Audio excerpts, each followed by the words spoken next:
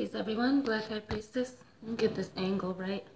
I've did some rearranging of things, so I'm just gonna make some adjustments here, move that so y'all can get a nice view. So I guess I got a stream in landscape today, so maybe I'll duck a little bit. But I was told to go live and reveal some Oshún mysteries. So I'm actually gonna close this window here.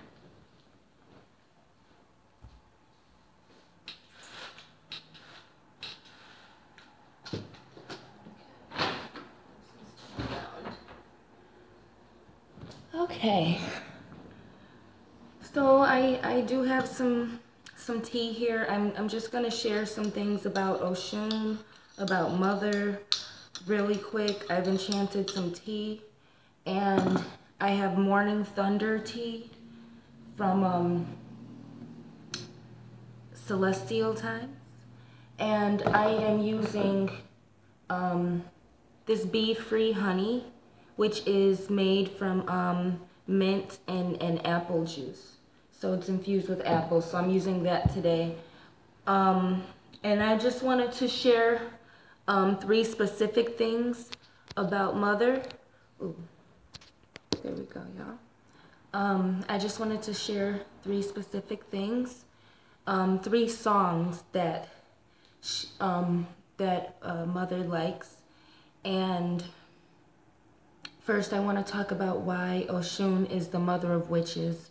Well, when Mother flew up to Olodumare and went from peacock to vulture, not only did she save humanity, she also gained the mystery that she is. She gained the gift, and she became gifted. She became endowed with powers, and through flying up to the sun, just like how Moses' face was touched by God, spending time at the burning bush and receiving the 10 Commandments. Same thing with Oshún when she flew up to the sun. Through her deed, she also gained that divine glow, that connection. So the mystery of why Oshún's skin glows, it talks about her being that gifted, chosen bride, so to speak, of the Most High. Just like Christ would be the son, Oshún would be that daughter, or that chosen gift. So when you're talking about God's gift to men or God's gift to humanity, you first talking about Oshún, which is that mystery that it's not just about she's a mystery for all. Oshún arouses all, she inspires all, not just her sexuality is not just preserved for women to embody and men to appreciate and observe, but it is for women to appreciate and observe and be aroused from as well, and for men to also embody. She has that gift, and that's why when all of the Orisha traveled to Ia, to Earth, to use their ashe to create, use their forces of nature to create the land that was intended for the bloodline of Sirius B. Well, they all agreed that they didn't need Oshún. But what happened was this came from them not understanding her mystery, but it also came from that jealousy of also, in a way, understanding that her ashe was so mysterious because it was that gift. It was that divine connection to the creators. And in modern religion, the black feminine divinity was taken out, and divine connection is often seen through a man's connection through the sun. And what was lost was the sun in the aspect of Oshún and her connection to the sun, and why she is both the sunflower and the moonflower, because Oshún deals with the sun and the moon. And her connection to the sun is her receiving her mystery, her receiving her ashe, and receiving the mysteries of creation. And that translates into women who are gifted with witchcraft. Not just women, but it is a feminine trait deriving from Oshún. I will get into the other mysteries of how witches were escorted by Papa Legba, and how Ochosi brought witchcraft to earth. But in terms of Oshún being the mother of witches, those who are gifted, naturally endowed with an understanding of creation and how to utilize nature and how to interact with nature including the spirit realm and the things that reside in the afterlife, which is that transition from flesh and blood or material to spiritual or ethereal. So people who are blessed with the ability to interact and have a relationship with nature would be dealing with that witchcraft, that gift of having a deep understanding of something through having a natural relationship with it, from the connection to the creators and the Most High, and to understand how to be a sacred keeper of the earth and everything that was created, on earth and within the universe, having that connection to it. So that's why Oshún deals with that, because her receiving that endowment of wisdom of creation. This is why Oshún also deals with jealousy, because again, her being the youngest as well, she is the youngest Orisha. And in this upload I want to talk about not Oshun's jealousy, but the jealousy that Oshún receives because of her deep connection to the Most High, which is the God and Goddess, the creators, in unison, being Dambala and Aida Wedo combined in that Kundalini unison that is one.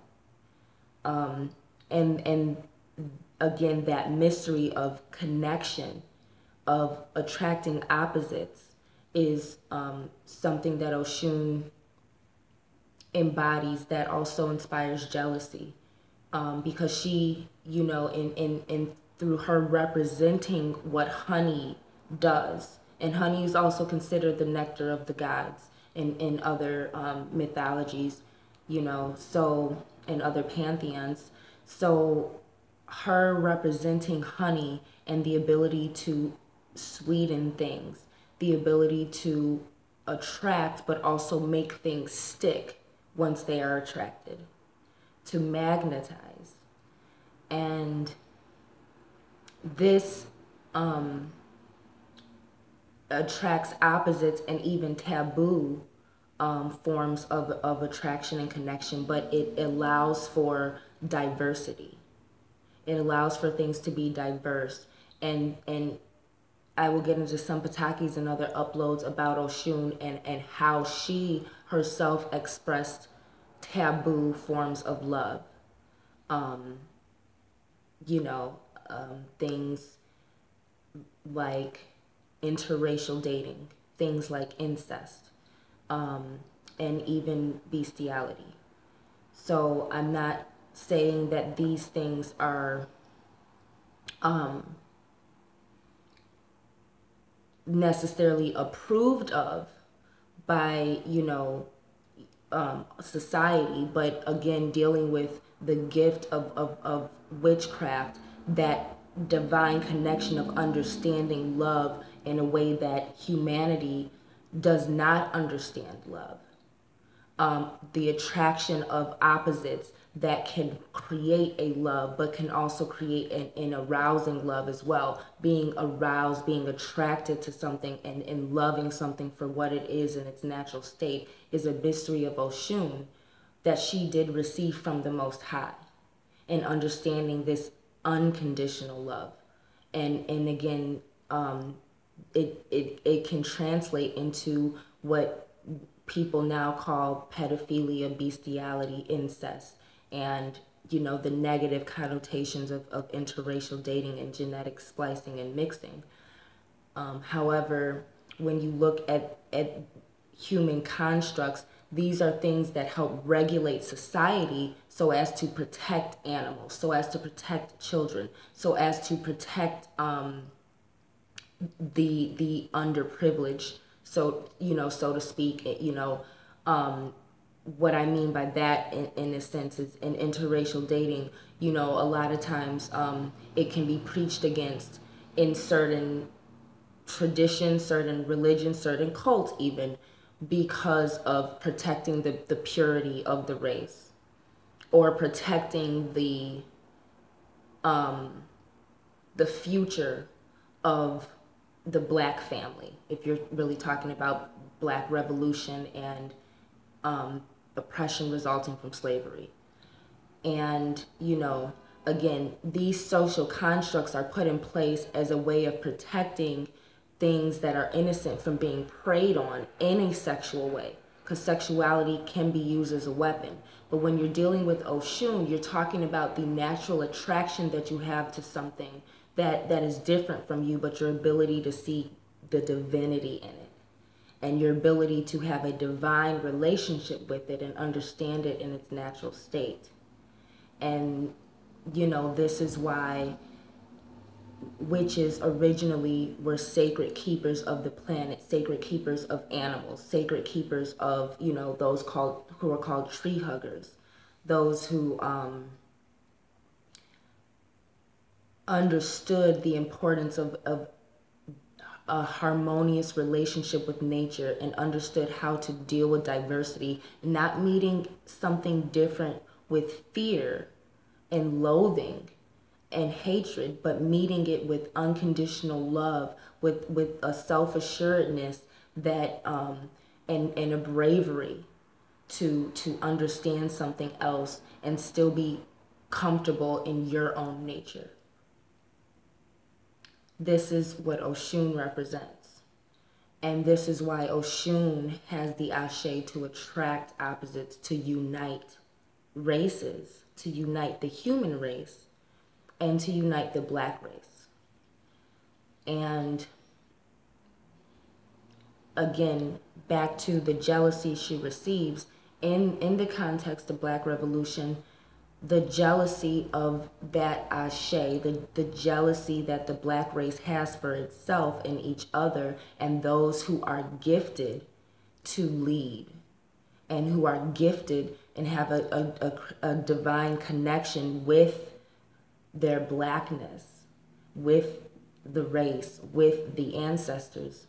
Those are the ones who receive a lot of jealousy, just like Oshún received. And none of the Orisha spoke up for her. So she, through that, developed a, again, that another connection, because she stayed, so to speak, in heaven. She stayed on the moon. She stayed where she was and watched everyone fail, all the Orisha fail. And then when they came back and said, how come nothing works? Well, he said, someone's missing. She, the Most High said, well, someone's missing. Where's Oshún? And so through that, they understood that the importance of everything being needed. being able to see the value in everything, even if you don't understand it, being able to see the value in something, being able to see the value in youth, being able to see the value in femininity, and being able to see the value in beauty and attractiveness. Because we ridicule models and femme fatales and vixens and women who have a natural, uncanny beauty that is enchanting, and women who can use that to their benefit or to others' benefit. We ridicule the prostitute. And again, in a social context now, prostitution is very different than the origin of the Vesta Virgin, who were the oracles who were paid and were blessed and given gifts and riches in exchange for their sexuality and what it was able to do. And even today we have a lot of sexual disconnect between men and women because of the lack of application of the mysteries of Oshún into sexuality that causes women to receive the orgasm, but also men to be inspired to produce that in the woman. Men being inspired to give the woman that pleasure through her having those mysteries of attracting and arousing and sensual self-expression. So a lot of times those who are gifted will receive a lot of jealousy and ridicule from society when they reveal mysteries so as to help others. Okay? In a lot of groups or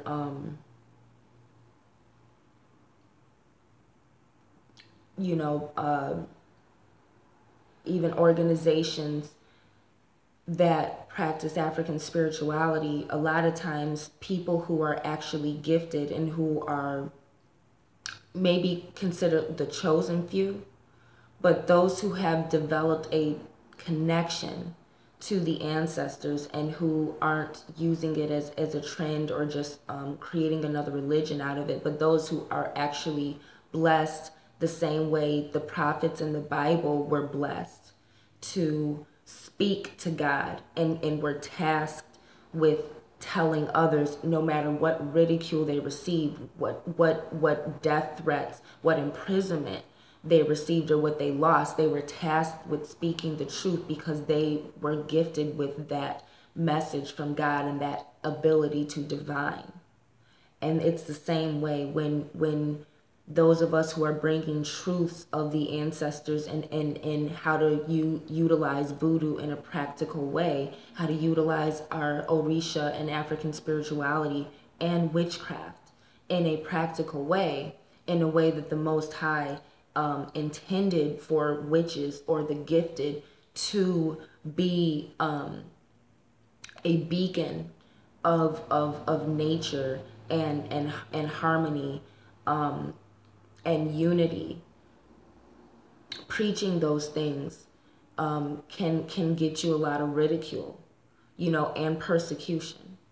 And that is why, Oshún is the mother of witches, and that is why Oshún did have Papa Legba's protection. Eshui Legbara became the best friend of Oshún and was even begot through the need to now punish the Orisha. Now you have the punisher, the left hand of God, Papa Legba or Eshui Legbara. Because it was the Orisha who needed punishment even before humanity was begot. So that's why witches, we always will have our divine protection. People consider Papa Legba the devil. But this is something that witches have a connection to and are considered evil because, in fact, us receiving persecution for having a chosen position of divinity on earth and a responsibility to maintain those mysteries and preserve them and exude them and teach them. We need that form of protection. And because we are considered evil by evildoers, by those who are estranged from their relationship to the Most High and what their particular task is, you know. So, witches follow the red line. For those of you who are gifted, who are witches, if you do not practice African spirituality or have the bloodline trait of voodoo, but you are still witch and you can still deal with Oshún because she can traverse traditions and bloodlines, follow the red line. The red line is your protection. So if you're ever in a state where you're being persecuted as a witch, you know, by a crowd or a group or a community, follow the red line. There will be a red line, and that you can follow to your safety as a witch. So, you know, it's important to understand those things. And daughters of Oshún, you sons and daughters, but especially daughters, because we're in a time of extreme sexism right now, and the goddess energy is being fought against.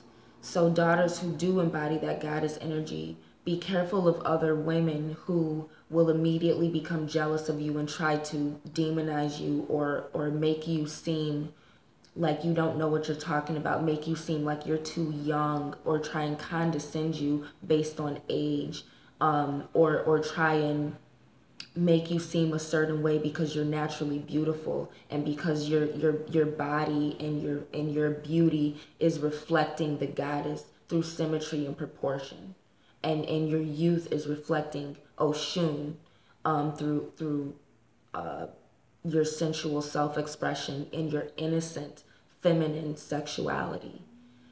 Women will envy that, and be careful of women, because you do have some women who are gifted to go against witches and who use their gifts and derive it from, you know, not, I won't say another source, but whose gifts are not reflecting that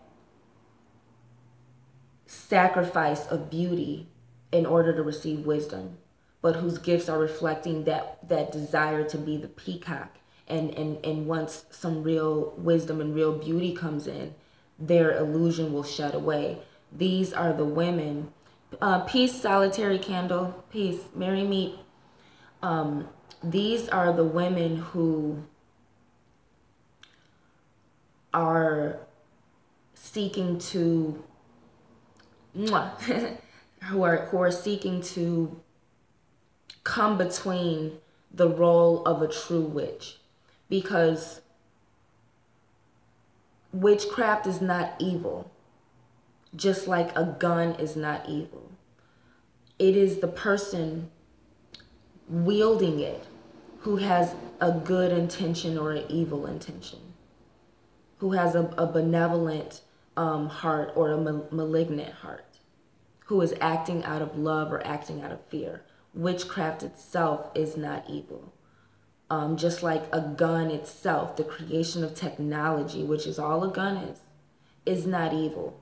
The way it is used and the intention behind the wielder of it is what makes something good or evil. So, you know, Oshún wants to remind her daughters that, you know, there are evil witches, there are evil women, there are evil people out here who will seek to come between the sacred keepers of nature at whatever level of witch or priestess or high priestess or sorceress that you are, you know, or as men, you know, warlock, priest, sorcerer, wizard. So be wary of that, especially if you are in African spirituality, because right now the true messengers of the Orisha and the Most High are going to be persecuted for speaking truth in these communities that have not sacrificed their self-image in order to receive that ability to reflect the Most High through whatever Ashe or Ori that they are born with. So now it's been a while, but here are the 3 things that Oshún wanted people to know, particularly her daughters and her sons.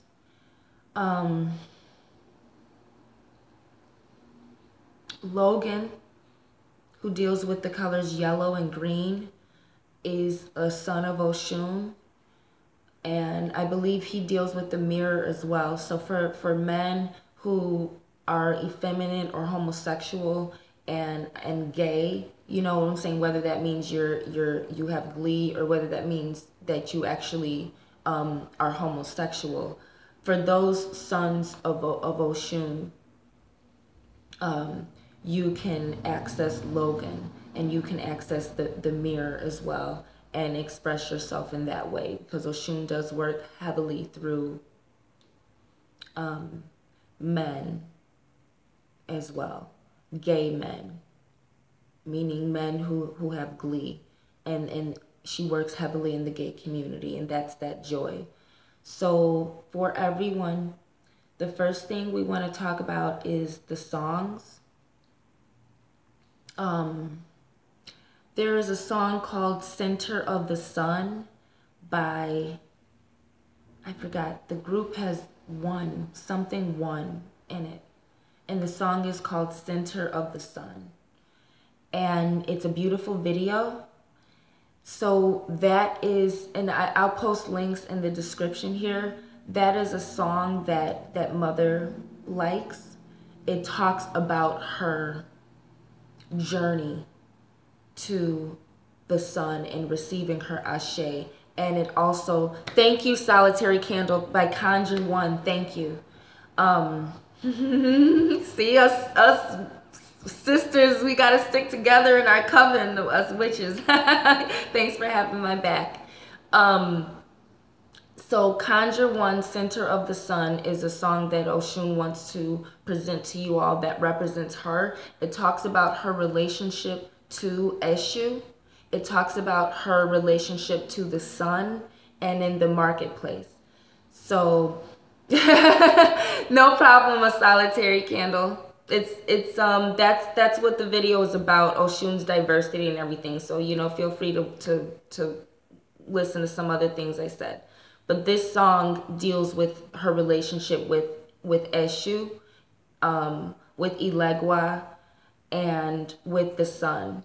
And the video depicts different aspects of the Iyami, but you know, it does show you know, Oshún and her relationship to the other sisters of the Iyami coven. So please watch that. I'll put that. The second song that Oshún, that Mother wants to talk about that represents her, will be Maria Maria by Carlos Santana. And there's another guy in it. I forget his name. I'm bad with this, but the song Maria Maria, the original one, by Carlos Santana and the brother who is singing on the track. That song and that video, it actually talks about a particular path of Oshún that is very infused with the Latino traditions, and that's Mama Chola. So Mama Chola is connected to the more Native American and infused with the Latin Afro-Caribbean energies of Oshún. and Mama Chola deals a lot with the North American and Central American island lands. She's prevalent in her spirit is in these lands, and she does deal with a particular honey. Mama Chola likes, I will show you. I have a picture of my altar, but I'll show you. Mama Chola likes this mesquite. This one, she likes this mesquite honey blend for Mama Chola. And I will very quickly, without giving y'all a peep show, if y'all can see, I recently did my Oshún ritual last night. So that's why her energy's strong today. So, and then that song, Maria Maria by Santana, I will post the link. And that one, he actually says, Ora venga Mama Chola, Ora venga Mama Chola. So that is a particular Oshún. And Mama Chola has a connection with the Ogun. I would say Ogun Meji, because I was feeling them strong over the summer. But Mama Chola is good for when you are struggling, when you're a daughter of Oshún or a son of Oshún and you're really struggling with love, with money, with a lot. You're just struggling. You know, she deals with that you know, kind of pale, those more pale skin texture colors, and, you know, sheer clothing, and a little green mixed with a pale kind of goldish, you know, energy. She has that nude. She has a very nude energy, and she does carry that brass kind of energy. And like I said, she has a particular honey energy. So be careful working with Mama Chola. Make sure that you do have some Native American in you, or some Taino or some Latin, because Mama Chola does deal with that genetic heritage as well, too. Because remember, Oshún traverses the traditions and everything. She deals with diversity. So do access your Native American tribal energy, and Oshún will help you when you're struggling, especially if you're in North America or Central America. Mama Chola is good with Santeria, if you practice the Santeria. But Mama Chola, yes, I don't have my violin with me. I did play the violin, but I haven't been able to practice because my violin is actually somewhere else right now. So once I get it, you know, from my old location, I'll be able to practice again. And I need to get a new bow. But Mama Chola, Solitary Candle was asking me if I still play the violin. So, and I think that was because of dealing with strings. Again, you know, Mama Chola, again, listen to a certain type of music dealing with Mama Chola. Listen to Latin, Afro-Caribbean infused music as well. So I want to say Lukumi. I'm hearing Lukumi for Mama Chola. So again, you know, if you're a daughter of Oshún and you're struggling, and you're kind of struggling with how your race sees you, because you have these gifts and these mysteries of femininity that maybe the women in your race don't typically embody, and maybe you're not relating to the women of your race, and you're receiving jealousy because you have a diverse femininity that's not marginalized. And this isn't just for Black women. I'm actually talking about all across the board.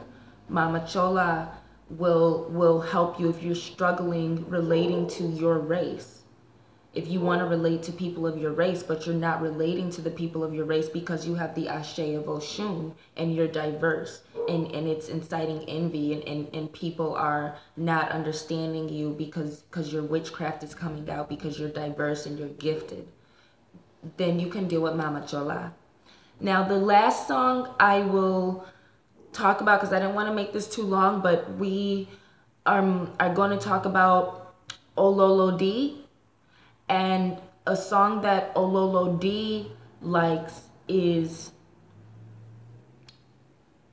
Bottom of the River by Delta Ray. And I know this one because I watched the Game of Thrones fan-made video to this song that I'll post a link in. But Bottom of the River by Delta Ray. And this song Ololo D likes. Now, I think I did an upload about Ololo D, which I could post the link as well, or you can find it in my videos.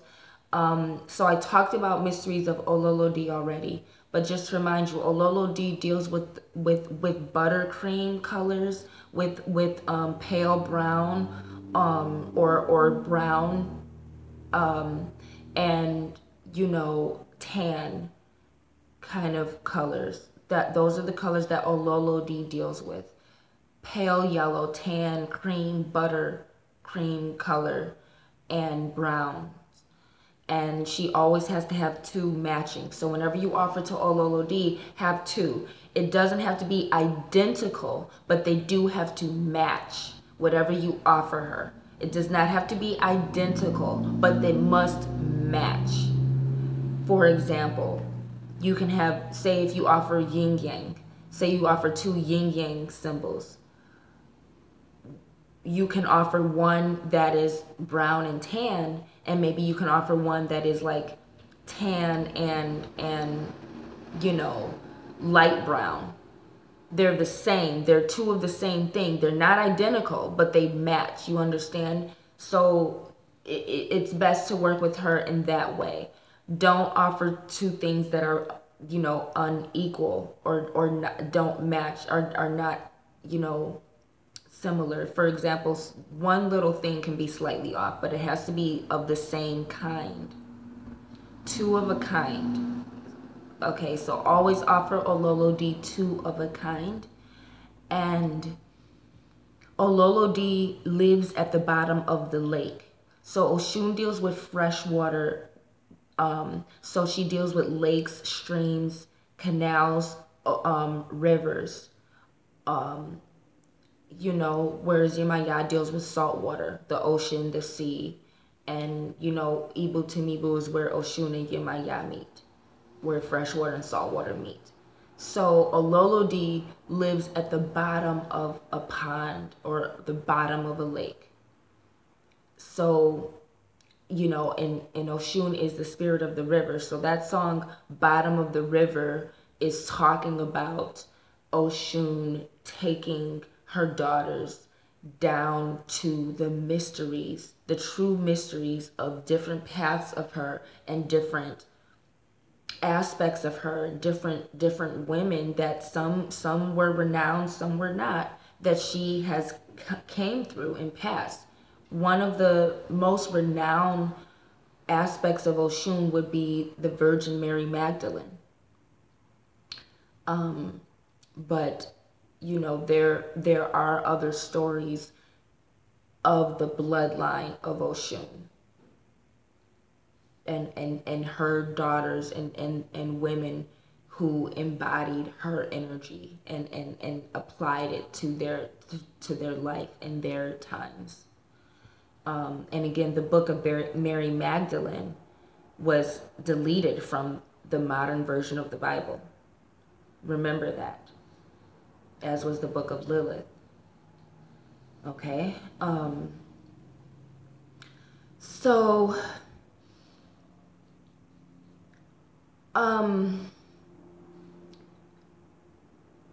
that song, Bottom of the River by Delta Ray, that will, if you really listen to it, it will take you into some of the medieval mysteries of Oshún and some of the biblical life and times of her, and seeing history in the past through that feminine perspective, through a black female perspective, or through a perspective that is taboo, like a prostitute's perspective, or like a woman's who maybe rose to power through her sexuality, or through becoming a wife, so to speak. That deals heavily with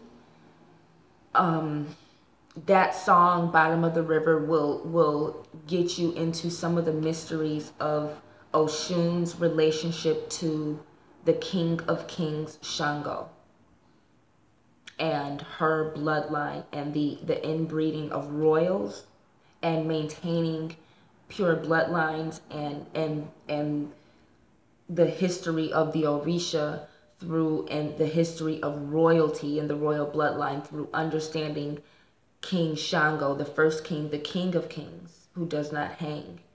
And when Oshun was taken in by Shango and taken out of poverty, and things like that. And it deals a lot with a woman taken as bride and entering royalty, going from street smarts and being a peasant, or having to be a prostitute, to now being in a position of a princess or a queen and royalty.